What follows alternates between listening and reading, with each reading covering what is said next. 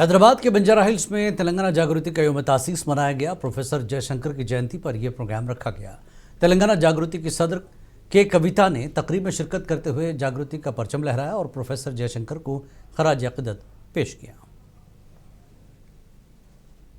तेलंगाना जागृति के तरफ से हमने ये डिमांड किया है कि अगर कांग्रेस सरकार सही में 42% ओबीसी बिल देना चाहती है, पारित करवाना चाहती है और बीजेपी का सपोर्ट लेके करवाना चाहती है, तो तेलंगाना कांग्रेस गवर्नमेंट को अनाउंस करना चाहिए कि वो एक अलग 10% आरक्षण का बिल मुसलमानों के लिए असेंबली में अलग से पास करेंगे।